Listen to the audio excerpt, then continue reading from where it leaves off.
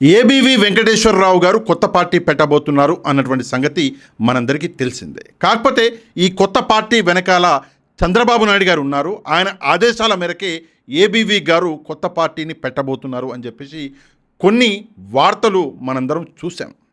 ఈ కొత్త పార్టీ వెనకాల చంద్రబాబు నాయుడు గారు ఉన్నారా? ఈ కొత్త పార్టీ పెట్టడానికి అసలు కారణం ఏంటి అన్నది ఈ వీడియోలో తెలుసుకుందాం. నో డౌట్ ఏబీవీ గారు పెట్టబోయే కొత్త పార్టీ వెనకాల చంద్రబాబు నాయుడు గారు 100% ఉన్నారు. కాకపోతే ఈ పార్టీ అంటే ఏబీవీ గారు పెట్టబోయే కొత్త పార్టీ ఓట్ల కోసం పెడుతున్నారా అంటే కాదు, అధికారం కోసం పెడుతున్నారా అంటే కాదు. మరి దేనికోసం ఏబీవీ గారు ఈ కొత్త పార్టీ పెడుతున్నారు? దేనికోసం చంద్రబాబు నాయుడు గారు ఏబీవీ గారి చేత ఈ కొత్త పార్టీ పెట్టిస్తున్నారు అంటే దీని వెనకాల అమరావతి దాగుంది. అసలు కథ అమరావతి కోసమే పుడుతున్నటువంటి పార్టీ ఈ ఏబీవీ గారు పెట్టబోతున్నారు. ఏంటి, అమరావతి ప్రజలకి మంచి చేయడానికా, అమరావతి ప్రజల కోసం పోరాడడానికా అని మీరు అడగొచ్చు. కాదండి, అమరావతి ప్రజలకు మంచి చేయడానికి కాదు, అమరావతి ప్రజల కోసం పోరాడడానికి అంతకన్నా కాదు.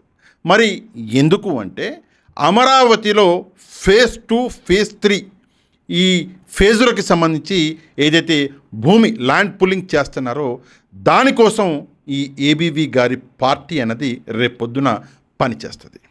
అదేంటి, ఏబీవీ గారి పార్టీ లేకుండానే ఫేజ్ 2 పనులు నడుస్తున్నాయి కదా, మరి ఫేజ్ 3 ఇంకా ప్రభుత్వమే అనౌన్స్ చేయలేదు, మీరు ఎందుకు మాట్లాడుతున్నారు అని మీకు ఒక సందేహం అనేది రావచ్చు. దీని వెనకాల ఒక చిన్న రాజకీయం చెప్తాను, మీకు కొంచెం జాగ్రత్తగా వినాలి మీరు. చంద్రబాబు నాయుడు గారు ఆయన సొంత సామాజిక వర్గంలోనే ఒక కొత్త పార్టీ పెట్టి ఆయన సొంత ఓట్లని ఆయనైతే చీల్చుకోడు. మరి ఎందుకంటే నో డౌట్ అమరావతి. ఇక అమరావతి రాజకీయం ఏంటంటే 2015లో జనవరి నెలలో అమరావతి అని చెప్పేసి చంద్రబాబు నాయుడు గారు తీసుకొచ్చారు. ల్యాండ్ పుల్లింగ్ అనేది మొదలుపెట్టారు. అప్పుడు ఎంత ల్యాండ్ పుల్లింగ్ జరిగింది అంటే దాదాపుగా 32,000 ఎకరాలు అనుకుంటా, 18,000 ఎకరాలు ప్రభుత్వందే, కొంచెం అటు ఇటుగా లెక్కలు ఉంటే నన్ను క్షమించాలి. టోటల్గా 50,000 ఎకరాలు అని చెప్పేసి ల్యాండ్ పుల్లింగ్ అప్పట్లో తీసుకొచ్చారు. అప్పుడు రైతులు పెద్ద ఎత్తున చంద్రబాబు నాయుడు గారిని నమ్మి రైతులకి చంద్రబాబు నాయుడు గారు ఇచ్చినటువంటి ఆ ఆశలు ఏవైతే ఉన్నాయో ఆ ఆశల మీద రైతులు కలలు కన్నారు. చంద్రబాబు నాయుడు గారు ఈ ఏరియాని డెవలప్ చేస్తారని, డెవలప్మెంట్ అయిన తర్వాత వాళ్ళకి ప్రభుత్వం ఇచ్చేటటువంటి ప్లాట్స్ ఏవైతే ఉన్నాయో అవి కోట్లలో అమ్ముడు పోతాయని, రైతుల జీవితాలు మారిపోతాయని ఇవన్నీ కలలు రైతులు కన్నారు. అంతేకాకుండా రైతులకి ఉచితంగా విద్య, ఎవరైతే భూములు ఇస్తున్నారో వాళ్ళకి ఉచితంగా విద్య, ఉచితంగా వైద్యము, 1,50,000 రూపాయల అది మన ఏమంటారు రుణమాఫీ, 25 లక్షల రూపాయల వడ్డీ లేని 0 వడ్డీకి లోన్లు యువతకి ఇప్పిస్తాం, ఇలాంటి చాలా హామీలు చేశారు 2015లో. సరే, రైతులు భూమిని ఇచ్చారు, ల్యాండ్ పుల్లింగ్ జరిగింది.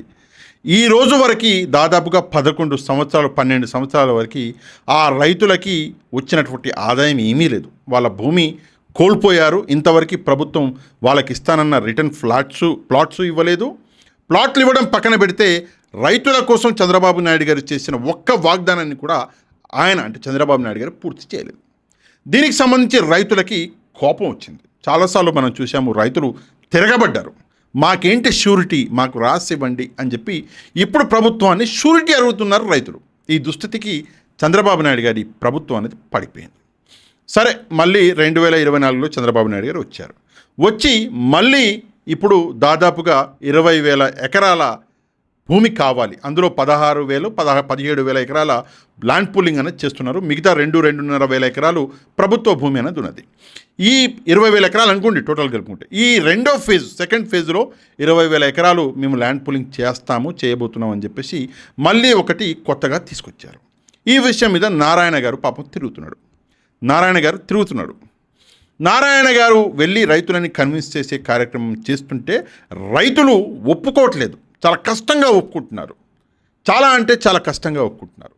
ఆ సమయంలో వైఎస్ఆర్సీపీని బూచిగా చూపించి, జగన్మోహన్ రెడ్డి గారిని బూచిగా చూపించి ఈ 20,000 ఎకరాలు ల్యాండ్ పుల్లింగ్ అనేది చేసే ఒక ప్రయత్నం అనేది చేస్తున్నారు. కానీ చాలా కష్టం అవుతుంది. ఇంకో పెద్ద సమస్య 2015లో భూములు ఇచ్చినటువంటి రైతులు ప్రశ్నిస్తున్నారు. ఈ సమస్యలని అధిగమించాలి. సరే, ఆల్రెడీ బాలకోటయ్య గారు లాంటి వ్యక్తులు ఎవరైతే మిడిల్ మ్యాన్స్ ఉన్నారో వాళ్ళని చంద్రబాబు నాయుడు గారు ఆల్రెడీ వాడేశారు. మరి కొత్తగా వాడాలి అంటే ఎవరో ఒకరు ఉండాలి కదా. అందుకే ఏబీవీ గారిని తెరపైకి తీసుకొచ్చారు. గత కొద్ది కాలంగా ఏబీవీ గారు చంద్రబాబు నాయుడు గారి ప్రభుత్వానికి వ్యతిరేకంగా మాట్లాడుతున్నట్టు ఒక బిల్డప్ని క్రియేట్ చేస్తున్నారు. అంతేకాదు అమరావతి రైతుల కోసం పోరాడబోయే వీరుడు ఏబీవీ గారు అని చెప్పేసి ఒక బిల్డప్ అనేది క్రియేట్ అవుతుంది. సరే, ఈయన పోయి అమరావతి రైతుల కోసం ఏమన్నా పోరాటం చేసిండా, వాళ్ళ కోసం ధర్నాలు చేసిండా, వాళ్ళకి ప్లాట్లు ఇప్పించే ప్రయత్నం చేసిండా అంటే చేయలే. అక్కడ ఏం పనికి వస్తుందంటే సామాజిక వర్గం పనికి వస్తుంది. రేపు పొద్దున్న బాలకోటయ్య గారు లాంటి వ్యక్తులను వాడుకున్నాం కాబట్టి ఇప్పుడు ఏబీవీ గారిని తీసుకొచ్చి ఈ పార్టీ ఒకటి ఇంట్రడ్యూస్ చేసి రైతుల పక్కన నిలబెట్టి ఈ ఫేజ్ 2 ఒకటి స్మూత్గా కంప్లీట్ చేసి ఫేజ్ 3 అని మళ్ళీ తీసుకొచ్చి 2015లో ఎవరైతే రైతులు భూమి ఇచ్చారో ఆ రైతులు ప్రశ్నించకుండా వాళ్ళని ఆపాలి అంటే మధ్యలో ఎవరో ఒక వ్యక్తి ఉండాలి. అందుకే ఏబీవీ గారిని తీసుకొస్తున్నారు. ఏబీవీ గారు ఒక పార్టీ పెట్టి మరీ చంద్రబాబు నాయుడు గారికి అమరావతిని మొత్తం ప్యాక్ చేసి రేపొద్దున ఫేజ్ 3 కూడా కంప్లీట్ చేసి ఇచ్చేటటువంటి కార్యక్రమం అనేది చేస్తాడు. ఇందాకటి నుంచి పాషా గారు ఫేజ్ 3 అంటున్నాడు. ఫేజ్ 3లో ఎంత భూమి తీసుకుంటారు, ఏంటి అందాజా అని చెప్పి మీరు నన్ను అడగొచ్చు. 50,000 ఎకరాలు ఆల్రెడీ ఉంది ప్రభుత్వం దగ్గర, 20,000 ఎకరాలు మళ్ళీ తీసుకుంటున్నారు, మొత్తం 70,000 ఎకరాలు. ఫేజ్ 3లో మళ్ళీ 30,000 ఎకరాలు డెఫినెట్గా చంద్రబాబు నాయుడు గారు అంటారు. టోటల్గా 1,00,000 ఎకరాల అమరావతి అంటాడు చంద్రబాబు నాయుడు గారు. మరి అది కట్టడానికి ఎన్ని లక్షల కోట్లు కావాలో నిజంగా లెక్కలు కూడా అందట్లేదు. ఇది పరిస్థితి. నిజాయితీ గల వ్యక్తి అయితే ఆల్రెడీ 50,000 ఎకరాల భూమి నా దగ్గర ఉంది, 47,000 కోట్ల రూపాయల అప్పు చేసినటువంటి డబ్బులు నా దగ్గర ఉన్నాయి, ముందు ఈ 50,000 ఎకరాలు కట్టేస్తా అని చెప్పేసి చంద్రబాబు నాయుడు గారు చెప్పాలి. కానీ ఆయన చెప్పట్లే. ఎందుకు చెప్పట్లే అంటే ఈ 50,000 ఎకరాలు కట్టేస్తే ఇమ్మీడియట్గా పక్కన ఉన్నటువంటి 20,000 ఎకరాల ధర అన్నది యాడుకో వెళ్ళిపోద్ది. అమరావతి రైతులు ఒక్క రాత్రిలో కోటీశ్వర్లు అయిపోతారు.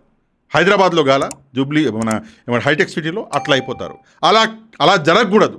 రైతులు కోటీశ్వర్లు అవ్వకూడదు అని చెప్పి అసలు 50,000 ఎకరాలను డెవలపే చేయకుండా పక్కన పెట్టేసి కేవలం ల్యాండ్ పుల్లింగ్ అని చెప్పేసి చంద్రబాబు నాయుడు గారు ఈరోజు డ్రామాలు చేస్తున్నారు.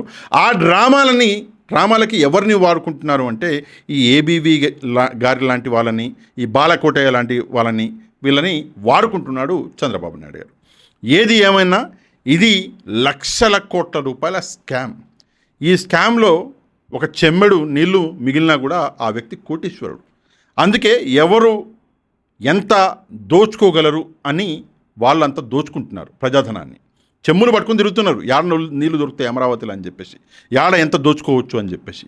ఈరోజు ఈ విషయాన్ని అమరావతి రైతులు మాత్రము నిజంగా వాళ్ళు అర్థం చేసుకోలేకపోతున్నారు. సరే, పాపం కొంతమంది అర్థం చేసుకున్నారు, పాపం లేట్గా అర్థం చేసుకున్నారు. మొన్నటికి మొన్న మనం చూసుకుంటే రామారావు గారు, ఆయన పాపం గుండె బలి చచ్చిపోయిండు మంత్రి గారి ముందే. ఏం చేయాలో అర్థం కాక ఇంత దుస్థితిలో ఈరోజు అమరావతి రైతులు బ్రతుకుతుంటే ఆ అమరావతి రైతుల్ని రెచ్చగొట్టి ప్రతి క్షణం బాలకోటయ్య గారి లాంటి వ్యక్తులు, ఏబీవీ గారి లాంటి వ్యక్తులు రెచ్చగొట్టి ప్రభుత్వానికి చంద్రబాబు నాయుడు గారికి మంచి చేసేటటువంటి ఒక కార్యక్రమం అనేది చేస్తున్నారు కూడా. ఈ విషయం మీద దయచేసి మీరందరూ స్పందించాలి. ఏబీవీ గారు కొత్త పార్టీ అన్నది ఎవరి కోసం పెట్టబోతున్నారు? చంద్రబాబు నాయుడు గారి కోసం పెట్టబోతున్నారా? ప్రజలకి మంచి చేయడానికి పెట్టబోతున్నారా? అమరావతిని దోచుకోవడానికి పెట్టబోతున్నారా? దయచేసి మీరే సమాధానం అన్నది చెప్పాలి కామెంట్ రూపంలో. ఈ వీడియోని ఒక లైక్ చేయండి. మన ఛానల్ని ఎవరైతే సబ్స్క్రైబ్ చేసుకోలేదో ఛానల్ని కూడా సబ్స్క్రైబ్ చేసుకోండి. నెక్స్ట్ వీడియోలో మళ్ళీ కలుద్దాం. అంతవరకు థ్యాంక్ యూ వెరీ మచ్. జై హింద్.